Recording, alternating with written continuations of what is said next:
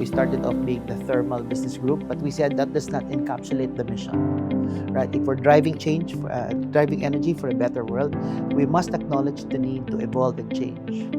And that's why we said we needed to be a transition business group, right? So we did not just merely take old thermal baseload assets. We knew we had to do something with it, right? If we kept ourselves as simply the thermal business group, it would have put us stuck in a condition wherein we're optimizing existing assets. Hi, I'm Celso Caballero. I'm with the AboitizPower Transition Business Group, and you're tuning in to Power Podcast. Welcome to Power Podcast. This is a channel where you can listen to in-depth discussions of issues relevant to the Philippines energy sector.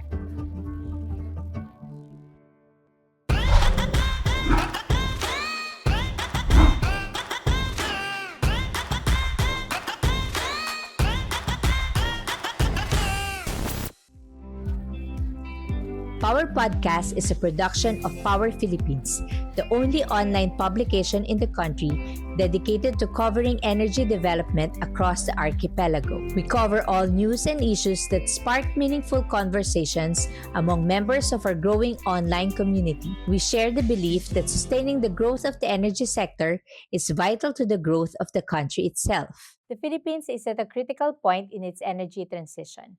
As renewable capacity expands and demand continues to rise, the challenge is no longer just about building more power. It's about balancing reliability, cost, and sustainability in real time.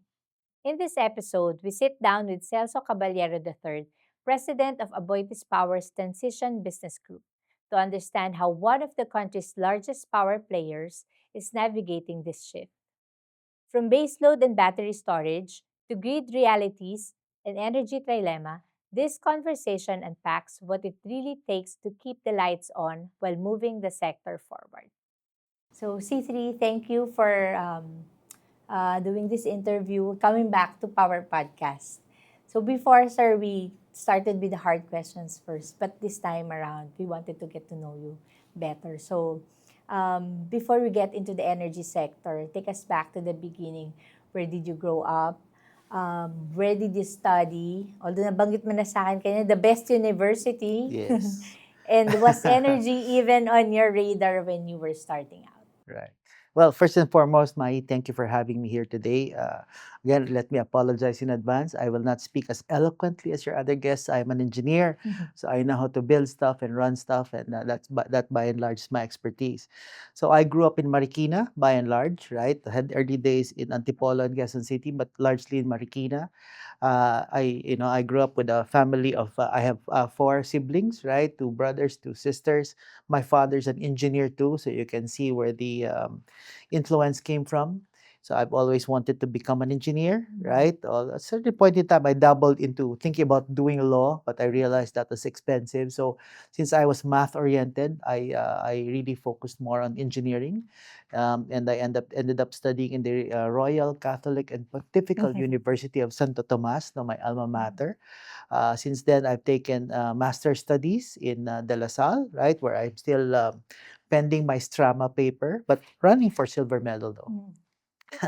And then I also studied outside the country again because the Aboitiz group has sent me to study further in international forums and institutions.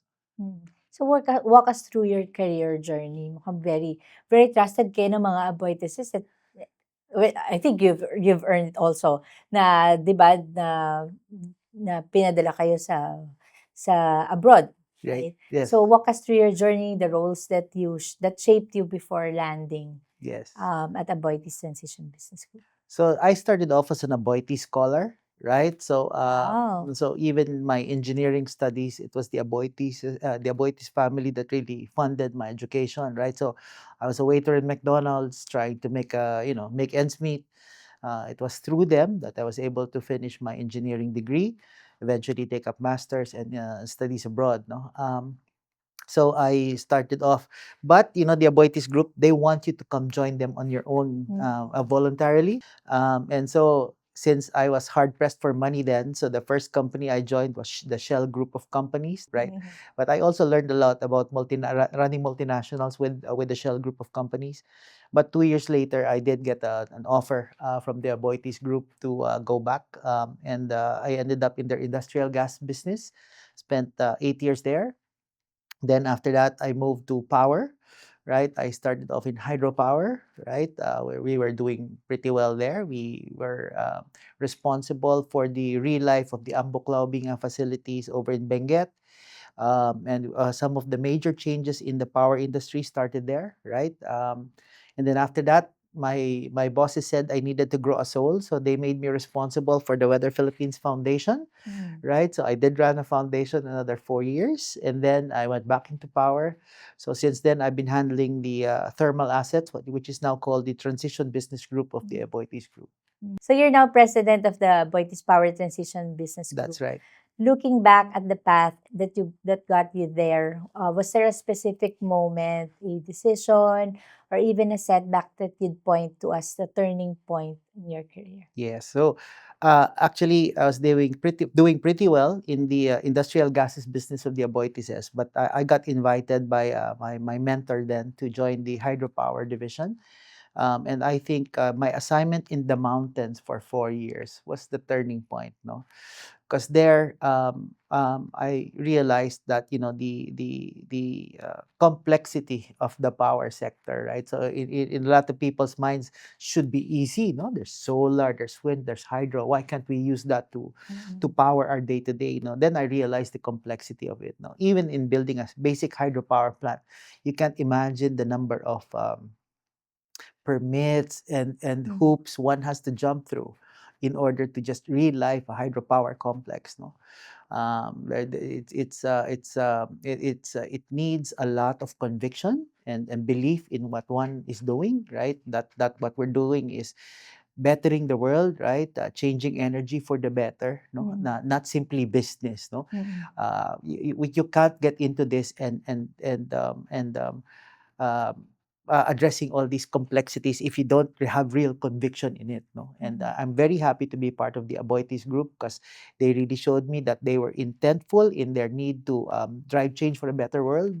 And we may not do a lot of good marketing. We really want our work to speak for itself. And I've seen that in the way that we have developed our facilities nearby communities and become a good citizen among the communities where we operate. So now we deep dive on the Transition Business Group, or TBG. So for listeners who may not be familiar with TBG, can you explain in plain terms what TBG actually does and why it exists as distinct group within AboitizPower? Different facilities na rin ng TBG. I get that question often, Mayie, right? How can somebody who's running coal plants and oil plants and batteries call itself the Transition Business Group, no? So I think the Transition Business Group is an acknowledgement by the Aboitiz Power Group that the industry must evolve, right? First and foremost, it evolves through a human-centric focus, right? Not a movement of electrons or a movement of technology, but in order to better the life of the Filipino, no? So the Transition Business Group is tasked to find solutions to better off the energy industry. So we have worked and dabbled with technologies like batteries, digital, artificial intelligence, no, analytics, right? We're now looking into substitute fuels like ammonia, like biofuel and the like, in order for us to address three core issues, no, in the power trilemma. The first and foremost being security, no. They keep saying that the most expensive energy is the one you don't have. For us, who I know a lot of you are young, you probably can't relate to this, Mayie, no? But in the old days, when we experienced the brownout, Nabutan no? ko yan. Ay, nabot mo pa. But Inabutan you were ko. probably still in High school. pigtails and so High school. Umiyak ako. Hindi ako nakapanood there you go. nung isang cartoons kasi biglang pagdating ng hapon, Right. brown out hanggang gabi na yon, di ba? Exactly. And it was an accepted fact that certain times of the day there wasn't going to be electricity. So imagine the students who could have studied. Imagine the hospitals that needed the energy in order to address emergency situations. Imagine industry, small to medium enterprise entrepreneurs, right? How are they going to continue doing business when there's no energy? So the most expensive energy is the one you don't have, right? So it's energy security and then energy affordability, right? obviously for a developing nation like the Philippines now with GDP such as ours, we cannot simply copy the template of more developed nations. No, their economies are stronger, their GDP per capita is much higher. Their people are capable of sustaining, are more resilient and sustaining a more comfortable life than Filipinos. No, so with us, the affordability component is a very important part of this transition journey, and we cannot simply neglect it, no, in favor of other first world narratives, no. And then of course there's sustainability. Like I said, I started in hydropower. I'm a little bit the militant in the power sector, right? I imagine days wherein my children will grow up without any emissions, without any care that about ozone layers and the like, and that must come. No, that must be part of the overall thinking and solution. And in the Aboitis Group, we have balanced this in the Energy Trilemma. Mm. So you mentioned yung kanina ammonia, Yes. AI, and Yes. yung BESS. Yes. So yung mga barges nyo, right? Parang Yes. kino-convert nyo na siya That's into right. to BESS. And That's right. can you expand on that? At saka yung particularly on the ammonia. Right. So our first successful transition story, Mai, would be the power barges. Now, back in the old days, these power barges ran at 60-70% of the time burning bunker C, but it was cheap, and therefore it allowed our energy industry to make use of that fuel in order to generate electricity. Over the years, of course, we've realized the emissions that these diesel and bunker generators emitted was just not good for the environment, and therefore we needed to find novel ways to deal with them. Our battery energy storage solutions have actually reduced what used to be 60% capacity factors, meaning they run 60% of the time. They now run 1 to 4% of the time, meaning we're burning far less fuel, but maintaining a very high level of availability to the grid, meaning when the energy is needed, because diesel power barges are used for peaking power demand. Yan yung mga off hours na biglang magse-surge yung consumption ng kuryente. That's when these power barges are used, right? And now we use battery to address that, right? So currently we have one deployed in Maco in Compostela Valley, or now called Davao de Oro. We are completing 2 more units, right? One in Lapu-Lapu, in Mactan in Cebu, and the other one is in Nasipit in Agusan del Norte. We're planning another 2 to 3 units of these things, which will again result in higher grid stability and security, cheap ancillary services, and then of course the significant reduction in peaking power plant or diesel power plant emissions. How about the ammonia, sir? Ammonia, yes. The enemy in a coal plant or in a thermal plant is not really the coal per se, but the emissions that come out of burning of fossil fuel. No? And by adding either biofuels like wood pellets or ammonia, no, our partner JERA, which is the largest energy company in Japan, has shared technology with us, which we are now exploring. If there's a way for us to reduce the amount of emissions resulting from baseload power plants, but at the same time maintaining the cheap power, the affordable power that goes to the Filipino people, and the reliable power, that's something we're trying to go for. No, we have also managed to introduce digital and analytics. We now have artificial intelligence models, and we're very proud to say that this is something our local team, together with partners in Thailand, have developed. No, out of the need to address the Filipino requirement for high availability plants and very affordable power plants, we have developed artificial intelligence models which have allowed us to make our plants more reliable. Imagine the power of being able to predict that a year and 3 months from today, one of the components of the power plant is likely to fail by 33.3%. Now that's planning power that we can use, and the better we can plan for our facilities, the less money we will have to spend building new power plants in the future, right? And therefore, reliable, affordable power. So the AI is really for forecasting, for Yes. making things more efficient, not Right. replacing people. No. In fact, artificial intelligence models only work with people who understand what they're doing, right? So, it's a tool, no? It's one fantastic tool, but it's a tool nonetheless. In the absence of people guiding it correctly, it's not going to give us the solutions we require, right? So the word transitions right there in your group's name. Yes. Was that a deliberate statement, and what does it mean to you personally in how you run the business Yes, day by this day? is very deep for myself, for our leaders, no, for the owners of the company, no, and most especially for the team members, no.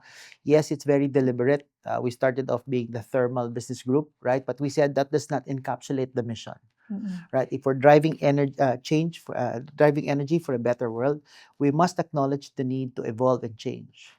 And that's why we said we needed to be a transition business group, right? So we did not just merely take old thermal baseload assets. We knew we had to do something with it, right?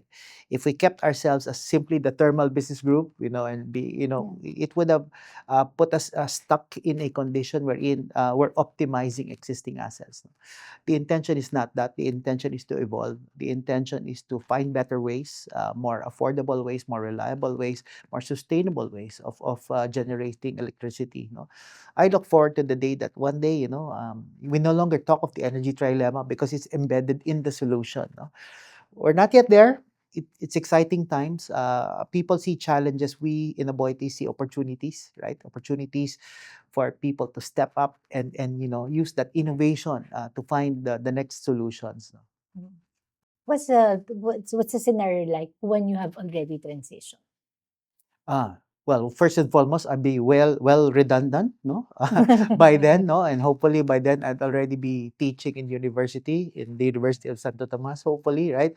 Which is one of my aspirations, to actually bring what I've learned in industry to the school, to bring them to students, to tell them that it's possible pala. We can do this pala, right? Because once upon a time, I had the simplest of dreams. I didn't know that these things were possible, that we could be part of the global stage, talk about global solutions, right? In fora where the best of the best are there, right? So to me, what that looks like is effectively wherein we now recall how we transition into this world wherein affordable, reliable, and sustainable are already inherent traits of the solution, right? Not something we're still trying to figure out, no. But something that hopefully at that point in time it's already similar to the iPad, right? Back then, I remember when we used to talk about computers, they had to be as huge machines, no? I remember even the cell phones. I remember the day I was walking around with Kaskas ng yelo, this no? big thing, right? You could throw it to somebody, matumba siya talaga, di ba? Nowadays, no, they're so thin, they're amazing what they can do. And to me, that's what the energy transition will look like. The tablets, the iPads of that generation, no? Wherein uh, uh, energy provides more opportunities than challenges.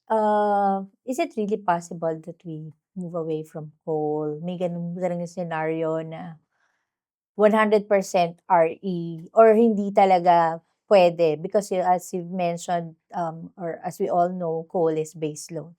Right. So let me go to the experience of more advanced nations, the first world nation. No, the big Iberian Peninsula blackout, no, in April of 2025 was a very good precursor to that. No, so it showed that a drastic transition is not beneficial, no, to the overall transition story. Why? It showed the weakness in the inability of the grid to cater to the affordability, reliability, and sustainability components, right? So in the Western world, when they tried to transition too quickly, ended up with one, significantly higher costs. No, when your own manufacturing industries can no longer operate in your own country because of the cost of power, right? That's a bad sign, right? Now, in developed nations, in more advanced nations, they have rich economies, and therefore the impact on them is probably one less cup of Starbucks in a day. No, to us, what that means effectively is one child less studying, one meal less for the average Filipino When you look at consumers. that way, di ba? Na mas relatable, mas realistic. Exactly. Like we keep saying in Aboitiz, the energy transition is a human-centric transition. I think people are forgetting that. They think it's a transition between technologies or electrons. No, this is not about anybody else's narrative but our own. No? What happens to the Filipino people when we make our changes? Does it better the Filipinos' lives, or are we catering to some sort of narrative of the first world? Right? I understand the pressures. We are all adults here, no? But what has to come first is the need of the Filipino people, right? And that, addressing this narrative should be a secondary or tertiary objective more than anything else. The important thing is that we're addressing the availability and security of supply, the affordability of energy, and then, of course, the long-term view on sustainability. We allow ourselves the strength and resilience first to be able to move into such technologies, right? In other countries, they're the biggest producers of that emission, right? And yet their economies are not transitioning as fast as we are into these things. No, I think the Filipino deserves the right to chart its own journey, right? And that the needs of the Filipino must come first, no, in a human-centric transition. I like what you said, that we have the right to chart our own journey, diba? Pero so realistically, because we have DOE has targets, diba? Yes. 50% by Yes. 2040. Yes. Ano ba yung mix na talagang para sa Pilipinas? Right. Could be, Right. is it possible na parang 10, 90-10 and Right. 90 renewables? Yes. Ano yung, what will really parang fit dito sa Right. sa Philippines, because we're an archipelago. Yes. So hiwa-hiwalay, di Correct. ba? Correct. So Exactly. ano, Exactly. what will work really in the Philippines? Yeah. So I think first and foremost, we must applaud the Philippine Energy Plan, its ambition. No? So the ambition of the Philippine Energy Plan is really try to balance the power trilemma. No? And what I like about it is that it's recognizing the local features of the Philippine energy grid, right? So there must be a focus on further improvement of our transmission and distribution networks, the move towards more advanced technologies like net metering, smart grids, no, independent grids, no, off-grid setups, right? And of course, the good mix, as you point out, of the necessary technologies, no. Aboitiz has always been technology agnostic. We choose a technology based on what the need of the consumer is, of the Filipino is. It's not that we're pro this or pro that, right? Because each of the technologies will have its own share of benefits and disadvantages, no, or constraints, and we must balance this in order to find the right Filipino mix. No, the Filipino mix will be different from the Indonesian mix, will be different from the Malaysian mix, from the Singaporean mix, and much more countries well outside the Southeast Asian territory. No? But one thing is for certain: we must work together. This is not a question of one organization being better than the other. Aboitiz has always prided itself in being collaborative. We're not here because we do not think it's a zero-sum game. We do not think in order for us to win, somebody has to lose. In fact, the opposite, right? If we don't help each other, the Filipino loses, right? And therefore, we must author solutions, find solutions, collaborate. No one's resources is enough to solve this problem. No, the International Monetary Fund recently issued an article saying it will take trillions, no, in order for us to address the needs of our local grid, no, and the building of a more sustainable grid, right? So no one entity can do that. No, we cannot rely. We cannot put this all on government. No, because we must help government. No, the private sector must do its share.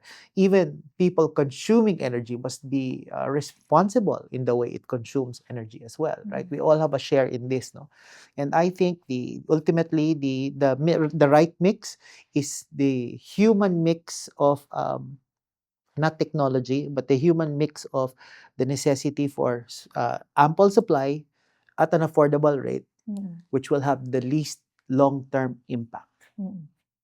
You're running one of the most operationally complex parts of one of the country's largest power companies. What does a typical week look like for you? Dahil ka ba nasa planta? Well, I enjoy really spending a lot of time in the plant. I have to admit that's where I prefer to be. But in recent times, because the team is really far more evolved than when we started it back in 2007, the organization is really composed of very intelligent, young, dynamic, and also some of the more experienced power professionals. Also, because of our partnership with JERA, we now have the Global Training Center for Excellence located in the Philippines, Batangas. no, in Batangas, and are in if a global giant like JERA sends its technical people to train here. You can imagine its standards pretty high, you know. Um, so to me, effectively, what does a day look like? It really is about evolving people, right? Nowadays, more than technology and power plants, it's really now more it's evolving people. So I spend a lot of time talking to a lot of our new recruits, our veteran professionals, the instructors in the Global Training for Center for Excellence, right? So and these young dynamic people who are advancing, no, the power agenda. And I have to admit, I find myself learning new things every day. No, I mean, amazing what you learn from this from the new environment that we've created in Aboitis Power. Very dynamic, excited, purpose-driven people, right? Sabi nga nila, I think some of the most passionate energy people you'll find in Aboitis Power, right? But is something it's common in Aboitis Power is a lot of really purpose-driven people who want to make a change, who really has a passion for what we're doing. Because if not for that passion, you won't survive in the environment, no? It's a complex problem that needs serious solutions, right? And by the way, we're quirky. So we know how to work hard, but we play hard, right? So yesterday was badminton day, right? So a lot of pickleball happened Pickleball, yeah. in a lot of Gusto our ko yan. power plants, right? So yeah, I mean that's a thing with us, right? So You've worked with senior executives. You yes, mentioned na siyempre, ngayon may younger generation. yes. Ano yung difference? Ano yung mga lessons from the senior executives that you've worked with, senior engineers that you've worked with, compared to ano Right. mga natututunan mo sa mga kabataan ngayon? Right, right. Well, here's the thing, right? When you talk to the more senior executives, they're very cynical, no? At their old age, they're very cynical now, no? But at the same time, they're able to speak their mind, right? They're pragmatic about their thoughts, and they're now able to give it to us straight, as we put it, no? Before, malami pang paligoy-ligoy. What is the solution to this? When you talk to senior executives, senior professionals, they just tell you what the answer is. There's nothing more for them to prove in their journey, in their career. They just want to get to the solution while they're still there, right? They want to be part of the solution. On the other hand, the young people that come in, no, they come up with some of the most innovative ideas, no, a different way of recasting the same problem. And we've realized in Aboitis Power that by recasting the same problem, the solutions change. Because before we used to ask the questions in a certain manner. If you recast that problem in a different light, the solutions come out are very different from the original ones, right?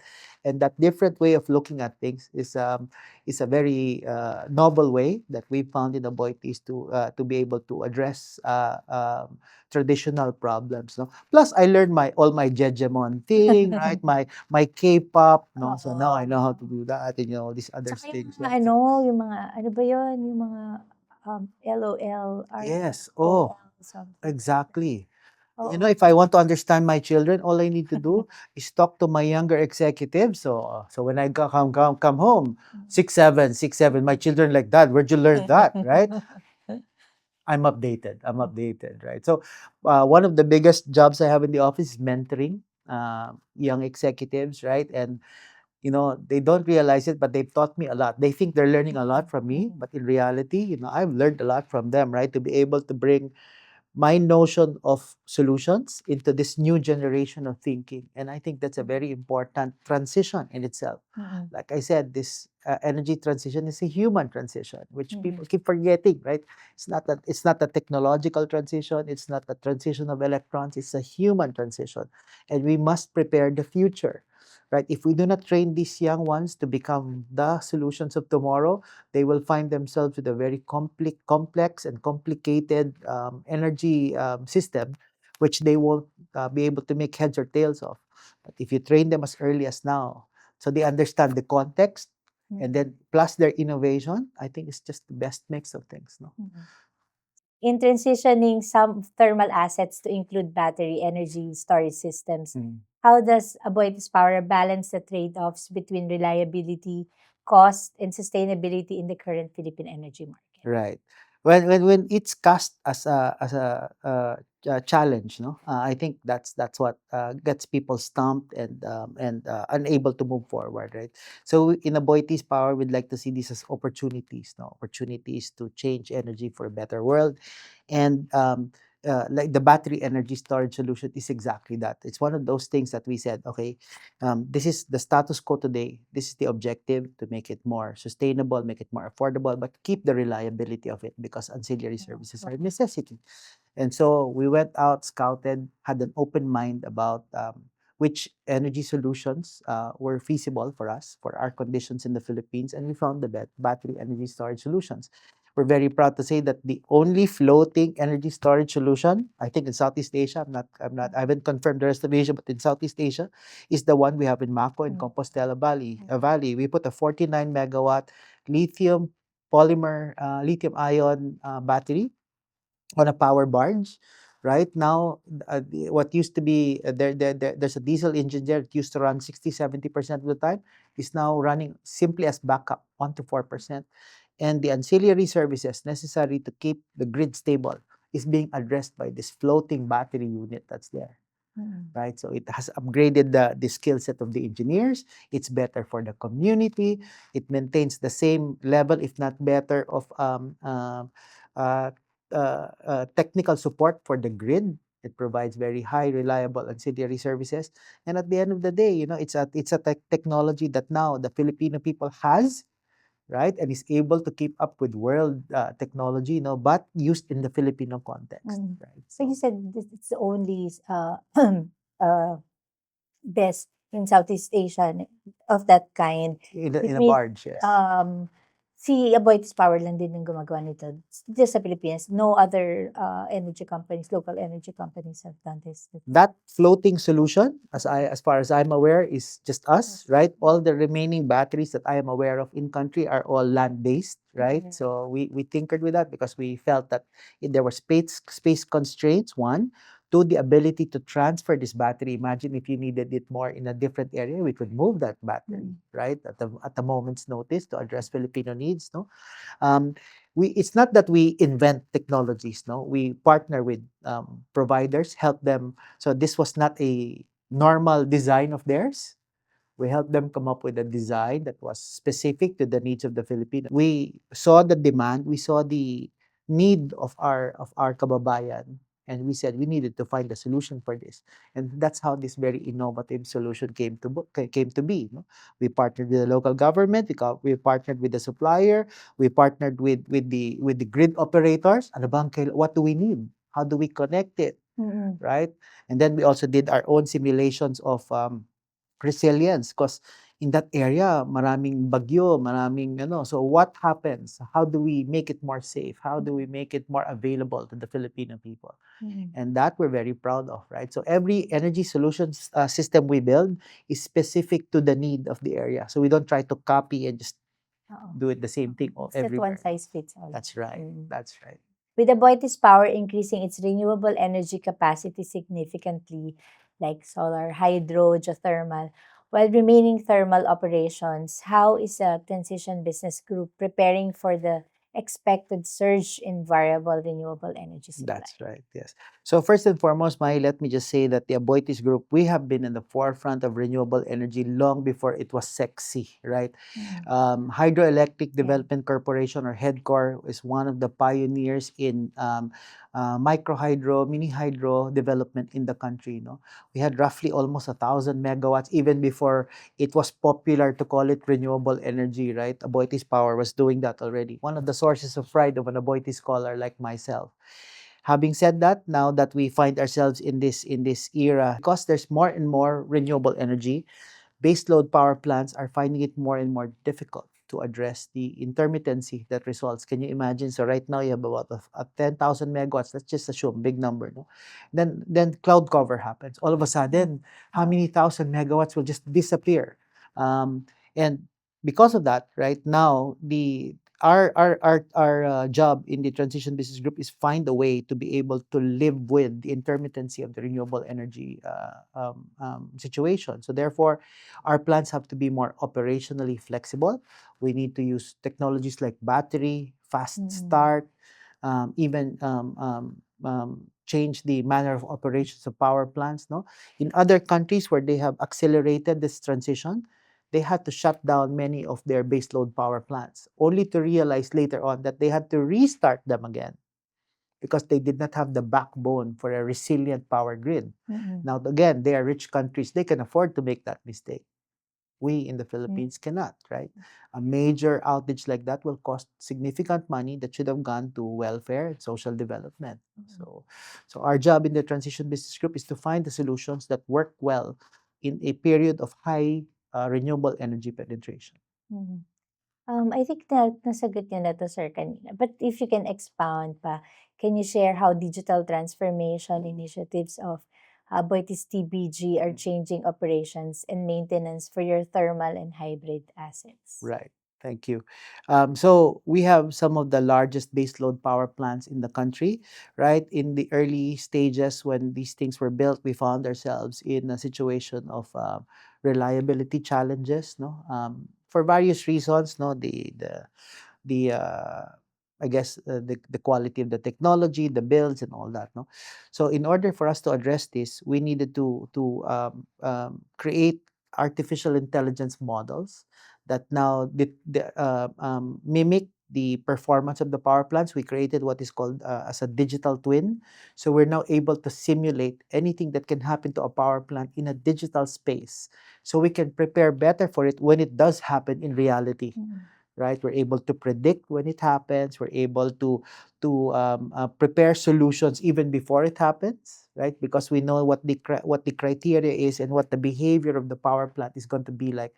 It's like being able to prepare for an eventuality even before it happens, right? You're able to simulate in very accurate terms, and therefore this prepares you for when it does happen, or even to prevent it from ever happening at all. Right? And this is the power of artificial intelligence. This is the power of digital power plants. No, back in the old days, I remember I had colleagues who we called engine whisperers. Pag kinapitan nila yung generator, alam nila kung ano yung sakit ng generator, right? So these are very experienced engineers. No, nowadays, right, we're using the power of technology to be able to understand the physics of the power plant on an ongoing and real-time basis. Because it's easy to understand this physics when it's static, meaning, sige, can you compute at one point in time what it looks like? What if it's an ongoing thing? What if variables change on a regular basis, right? It's very difficult for you to put that on paper. I don't care how good you are in math and calculus and all that. You won't be able to follow it every second of the day. But an artificial intelligence model will be able to do that. And that's the power of these new digital technologies, right? Yung digital twin niyo, that's yung nasa training facility niyo sa Batangas. That's right. I was there. That's right. So can you imagine there? We can walk the plant, Yeah. see which plants are running, which plants have a sense of something wrong. When is it going to go down? What do we do about it? What is the intervention? No? So back in the old days, engineers like myself, we needed to several decades in the plant to understand the plant. Now, because of all these sensors and technologies, young engineers will be able to run the plant as better, if not better, than the old timers because of all these sensors and technologies, right? So, like my glasses has cameras and videos. Imagine walking around. What am I looking at? And then the AI in your glass. Talaga yung salamin nyo? Talaga ba? Yes, and your AI in your glass will tell you what you're looking at, right? While still being able to be safe because your hands are not touching any computer. It's right there, and it can see, and then the control room can see what you see. Right? And these technologies, again, were sci-fi in the old days, like the iPad, like small cell phones. Now they're reality. I never thought I'd be alive still by the time this technology was available, and it is. That's why it's fantastic. So to me, it's like a playground, right, where I'm able to make use of all these technologies in the thing I love to do. and I'm sharing this enthusiasm with the next generation of engineers, right? So I told them, your learning doesn't have to be our learning. You make use of the tools that's available to you, like we did, right? I mean, ilan na lang ang engine whisperers ngayon, right? Now you can be Tron. Yeah. Di ba? So if back then it was the engine whisperer, now you're Tron, right? In terms of movies. No, sorry, I'm a geek. So. Okay. Pero we're very lucky to have witnessed all these transitions, I agree. di ba? From, I agree. sabi ko, from typewriter I to agree. computer, di ba? May typing class pa ako noon, May. Hindi ko alam Oo. kung inabot mo yun. Palagay ko hindi Oo, na. hindi. Tsaka yung pag, Oo. S, S. Correct. Tapos, ASDF. correct. Quick brown fox. Tapos pag lumusot yung kamay mo Precisely. doon sa ano, ang sakit, di ba? Exactly. Diba? Tapos, I mean, now we're in the age of AI. So, Ngayon yung keyboard nila may ilaw pa, May. It's different. It's very different. But I love it. No? The it makes you evolution of it. look forward to what's going to happen the next 2 Absolutely. And I'm years. guessing, you won't have a typewriter. This thing, I can scribble on a table and it writes the notes. Galing. Yeah. I can control the unit with finger movements. Teki talaga. Ang It's galing. fantastic the age we live in, no? Oo. And these solutions must form part of the ecosystem of operations. So now looking ahead to 2030 and beyond, how does AboitizPower envision the role of thermal plus storage assets in a predominantly renewable energy grid in the Philippines? And what role will such hybrid systems play in ensuring stable, affordable, yun nga sabi ng trilemma, di ba? Yes. Stable, affordable power supply for businesses and communities. Right. So I think there will be a very necessary space still. Unfortunately, technology evolution, as much as it has progressed, is not there still. So we must responsibly run these assets, no, thermal, battery, and the like, in order to complement our renewable energy objective, right? So at the end of the day, we must still provide the Filipino people with much needed secure and affordable energy, but flexible to increased variable renewable energy penetration, right? And to be able to address the weaknesses of that technology with the complementary features of base load or an energy storage solution. No? And then hopefully in the future, we find better and better ways to mitigate against emissions, right? And carbon capture is something out there. Ammonia, wood pellet firing, are things, even hydrogen. No? I hope I'll still be alive by the time these technologies will be there. But I'm very positive and optimistic that the energy industry is moving in the right direction. I'm certainly certain that the AboitizPower Group is, right. We have heavily invested in that. We have the right culture in the organization towards innovation, right? And like our chairman Sabina Aboitiz keeps saying, we want to be a tech-glomerate, no? Technology will drive our innovations, no? And that thus far has been the blueprint, no, for our continued development, no. Ultimately, our focus investment on people. No, people think that the biggest investment of Aboitiz is power plants.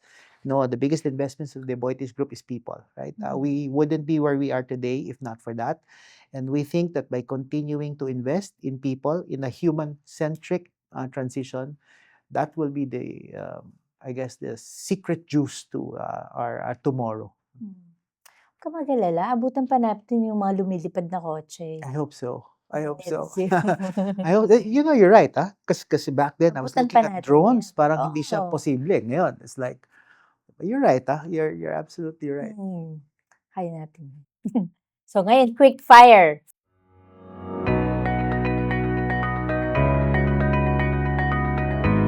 Okay. Quick fire. Ayan, coffee or... Yung unang question pa naman natin, coffee or energy drinks? Coffee. How many cups? Ayan, kasasabi lang. How many cups before the workday actually starts? Always cold brew. Always cold brew. 5 cups a day. I have about 1 or 2 before the day starts. So I'm always in a good mood. They bring things for me to sign when I've had my cold brew. You oversee power plants across 3 major island groups. Yes. Which region's food do you secretly eat the most on site visits? Sa Luzon, Visayas, or Mindanao? So I'll have to admit nowadays I'm pescatarian already. So the most food I eat is really when I go to Mindanao, right? There's a lot of fresh seafood there, and I really enjoy it. I have to admit though, in my younger days, right, the lechon, coming from the Visayas has always been my Kasi di staple. ba Aboitises are from Cebu? I know. I'm responsible for a lot of cholesterol going up when I was still eating a lot of that. And here in Luzon, you want the number of fantastic crispy pata and sisig joints that we went through, right? When in our Mas malapit kayo sa Bataan. Meron kayo sa Bataan. Oh my God. Kembot There's a crispy pata place there you will love. Talaga. Yeah. Again, unhealthy. I will not vouch by the healthiness of it, but it's really delicious. It's fantastic. It's easy to gain weight, especially when you eat a lot of these days. A lot of rice comes with it. Oh no. Although ako, I don't eat rice anymore. Nowadays, I don't either. No. But yung rice equivalent niya, yung rice substitute is yung shirataki. Same. Shirataki. Or I just don't eat rice kung walang shirataki. Yes. Sabi nung Teddy ng anak ko, choosing between kunyari rice or bread or pasta, mag-rice ka na lang. Kasi mas complex carb na yun. Correct. Pero ang hirap, sarap ng pasta eh. So gumagawa na lang kami sa bahay. That's so true.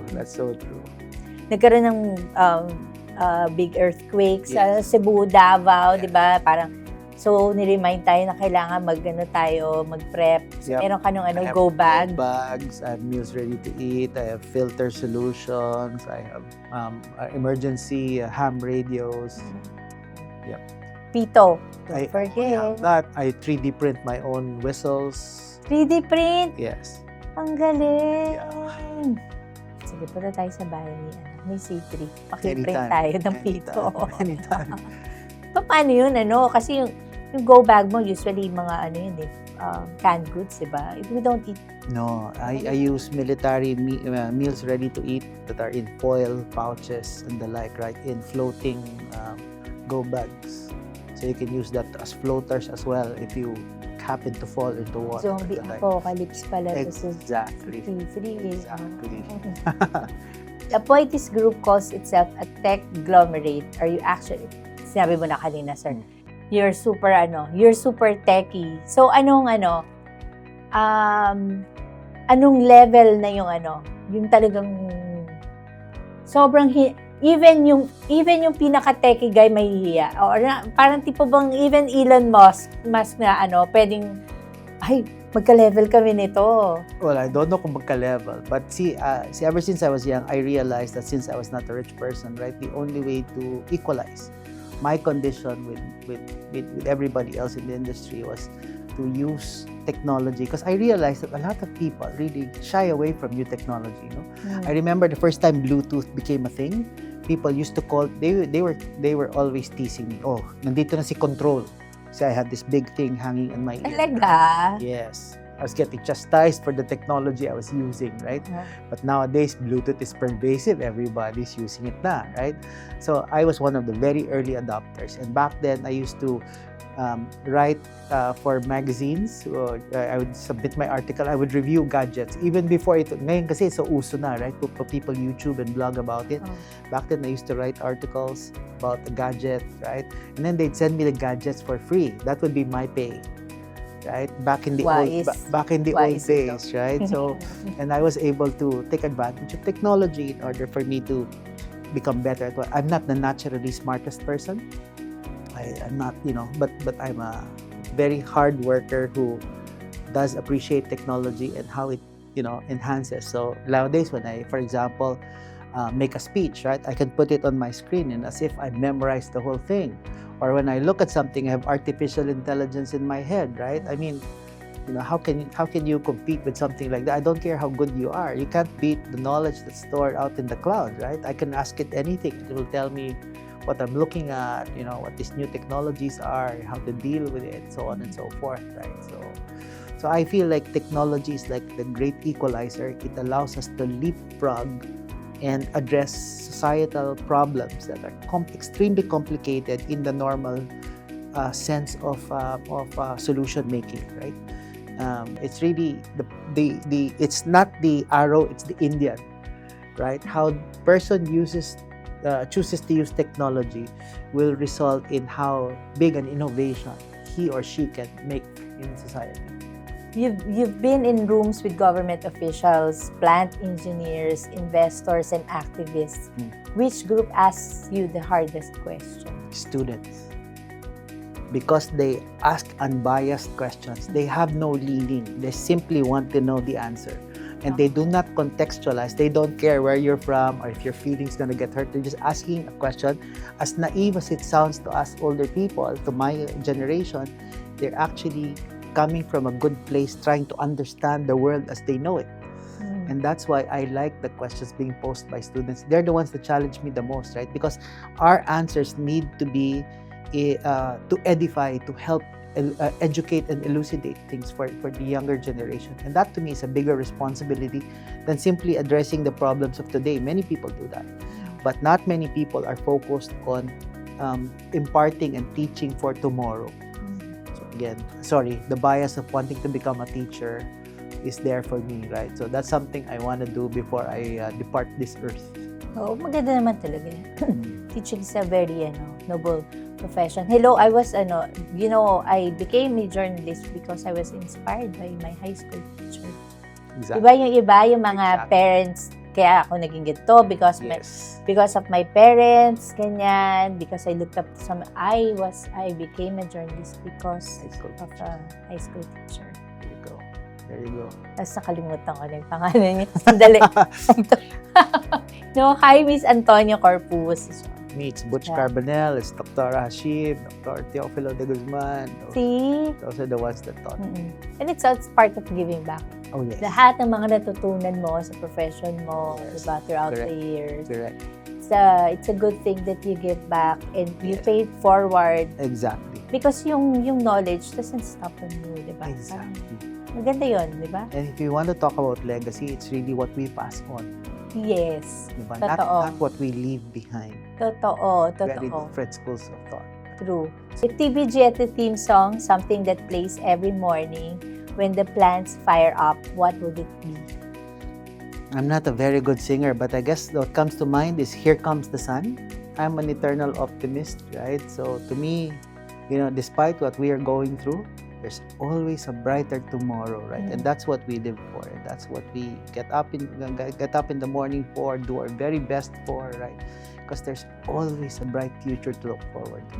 Your title is president when you introduce yourself at a non-work event, say your kids' school or family reunion. How do you explain what you actually do for a living?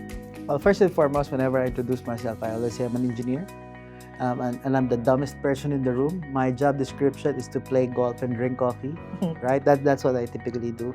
Because I realized over time that, as good as we get, there's always something new to be learned. So whenever I go and introduce myself, especially with children's school and the like, I find that to start off at a place of humility is always a good thing. That I'm constantly learning, that whatever it is I seem to have accomplished in life is nothing if not in the service of people, right? If we're not able to help people learn, then it's not really worth as much as you think it is, right? Last one. You're president by day. What does Celso do on a Sunday morning when nobody needs a decision from you? Again, I'm sorry. I'm a boring guy, right? So if not for the golf and badminton, I'll be reading instruction manuals, doing 3D prints, tinkering with the latest technology. I love taking things apart. I will admit, though, that a lot of the things I take apart, I am unable to put back together, and I have to bring it to the shop for people to fix. But I love understanding how things work, right? And this is what the passion I share with my children, and my children are very creative people as well, right? And sometimes they get really annoyed when I get too detail-oriented, because to them it's really more about the value of the thing rather than how it works. I'm more about how it works, right? So I think the merge of these two generations is exactly. Pwede ka pala maging inventor. Thank you, C3. Thank you for having me, Mayie. It's really a We're pleasure, very happy to have an honor. Thank you. It's our honor too, also. The path to a cleaner energy future isn't linear. It requires tough trade offs, careful planning, and a clear understanding of both today's grid realities and tomorrow's demands. As we've heard from Celso Caballero III, the transition is not just about adding renewables. It's about building a system that works for everyone, reliable, affordable, and sustainable. That's the balance the industry must get right. If this conversation inspired you, follow the Power Podcast on Spotify, YouTube, and LinkedIn for more stories that illuminate the people behind the Philippines' energy transformation. Don't forget to subscribe, share, and follow Power Philippines on Facebook and LinkedIn for more updates.